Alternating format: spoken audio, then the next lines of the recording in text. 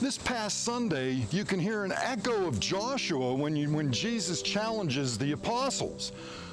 Well, what's it going to be, guys? Are you going to leave me too?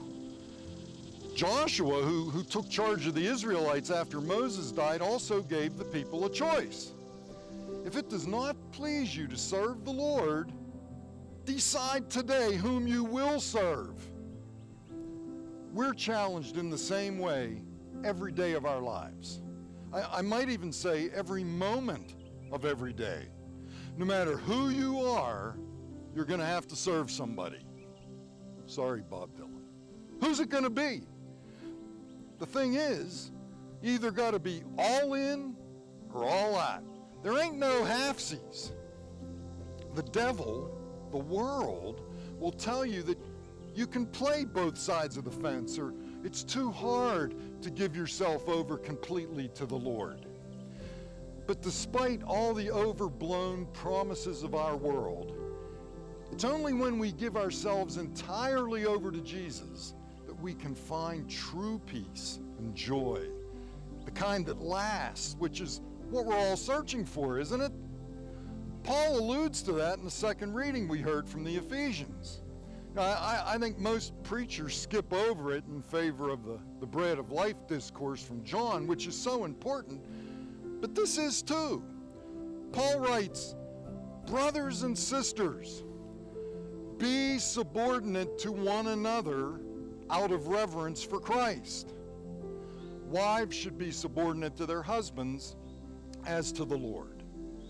For the husband is the head of his wife, just as Christ is the head of the church. He himself is the Savior of the body. As the church is subordinate to Christ, so wives should be subordinate to their husbands. Husbands, in everything, love your wives, even as Christ loved the church and handed himself over for her to sanctify her." Oh my gosh, we should be subordinate to someone else? But both statements are two sides of the same coin. Wives, be subordinate to your husbands as the church is subordinate to Christ. Husbands, love your wives as Christ loves his church. Now don't forget, he started out by saying, brothers and sisters, be subordinate to one another. So there's something about being subordinate that has to do with love. Love as Christ loved the church. And how much did Christ love his church? He gave his life completely for it. I often have young couples come to see me in preparation of their marriages, and they say to me more or less, "Hey, don't worry about us, Deacon Tim. We've got it all figured out. Everything we have, everything we do is going to be 50-50. And I tell them that if that's the way it's going to be, then it ain't going to work.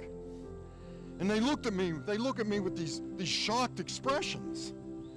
And I go on to explain to them that their marriage as a sacrament, which is an outward sign of God's kind of love for the world, needs for them to give 100% to each other, not 50-50. That's what the world might say. But the husband needs to attend and give of himself 100% to his wife. And his wife needs to give 100% of herself to her husband. And if they both do that, then they'll both get what they need, and they will be that example of Christ sacrificing himself 100% for the people that he loves. So decide who you're going to serve. And remember, there ain't no halfsies.